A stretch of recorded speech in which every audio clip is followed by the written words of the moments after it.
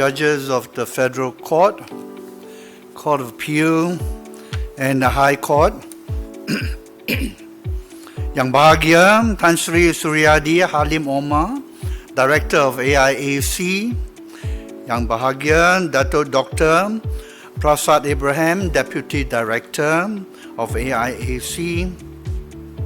Ladies and gentlemen, as you are aware, in most countries, the construction industry is recognized as an essential contributor to the economic growth of the nation.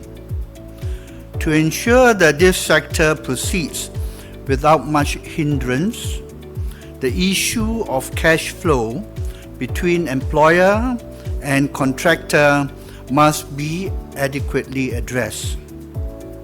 Otherwise, it would have disastrous effect on building contractors and subcontractors, leading to delay and perhaps abandonment of projects. In Malaysia, we have adopted the Construction Industry Payment and Adjudication process, commonly known, as you all know, as CIPAA, as a form to settle this issue. Though a relatively late comer to adopt this statutory adjudication regime, which was originated in the United Kingdom in 1998, the Malaysian CIPAA is now deeply embedded in our ADR system.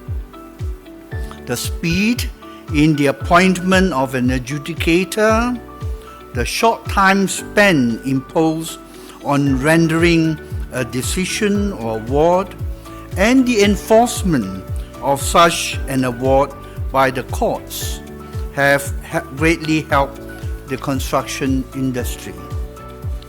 Experience gained from the 8 years of CIPAA's operation, coupled with an array of sound and respected jurisprudence supporting this process, encourages us to explore ways to share the benefits of this system with others.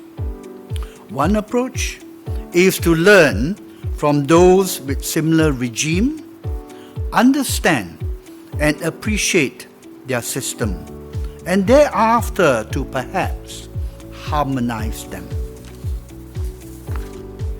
Ladies and gentlemen, though the construction statutory adjudication is in each country is very nation-centric in scope, extent, procedure and enforcement, but there are many commonalities. Principally, it is to resolve cash flow and to eliminate the pay when paid concept. If an in-depth analysis and study is done on the comparison and then to harmonize those procedures, it can be turned into a model set of rules and regulations to be adopted by others. It can be a model law on this subject. A model law, ladies and gentlemen, is generally defined as a proposed series of laws pertaining to a specific subject that each state may choose either to adopt or reject in whole or in part to become a statutory law of that state.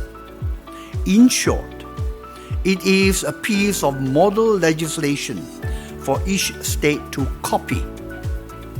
This saves time and effort. An example of this is the model law in arbitration.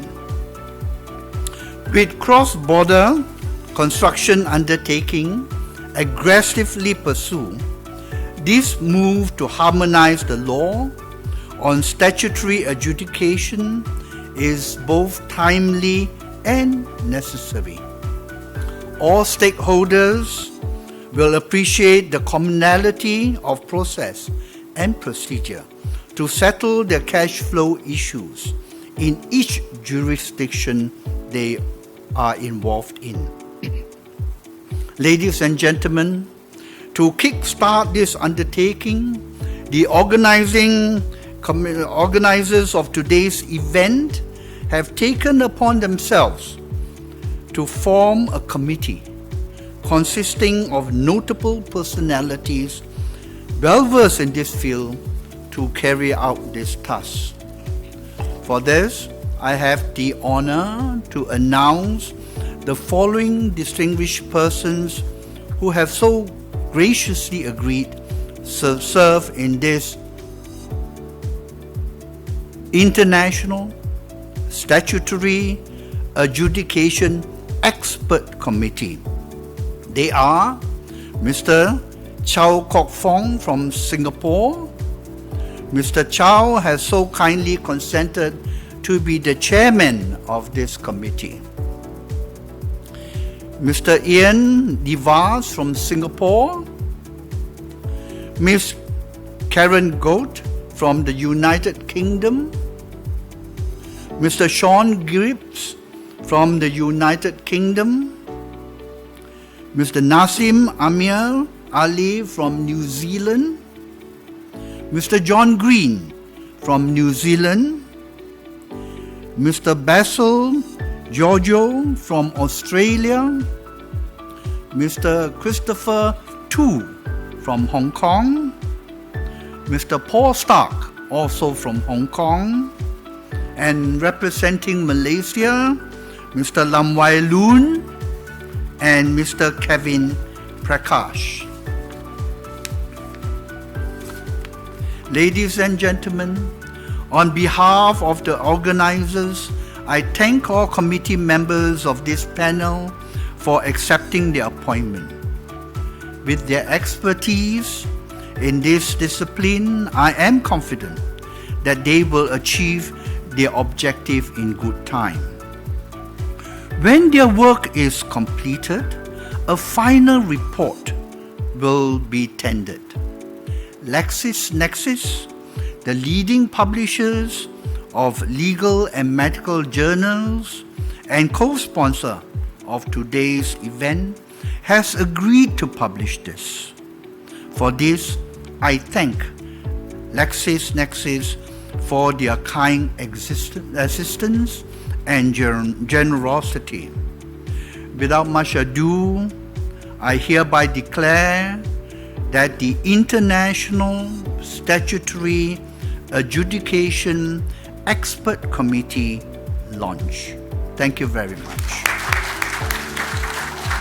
Thank you so much, Tan Sri James Foong, and congratulations on the launch of the Expert Committee.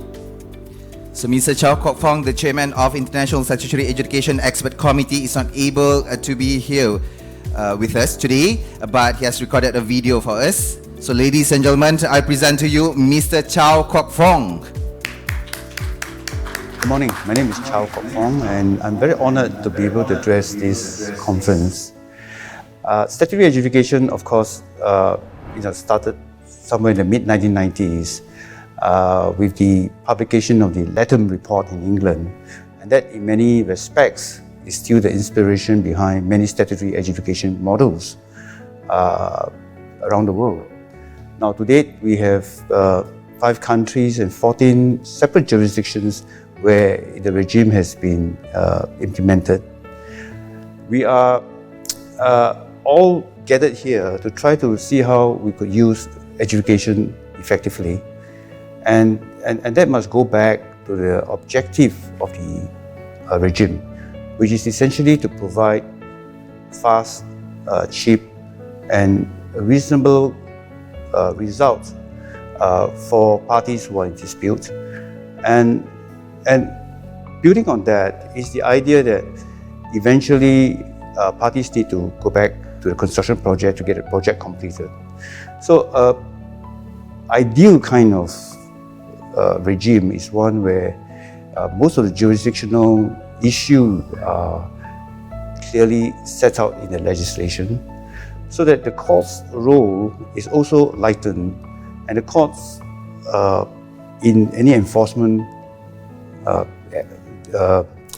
decisions have to mainly deal with whether the jurisdictional mandate of an adjudicator is exceeded and whether there are issues with natural justice.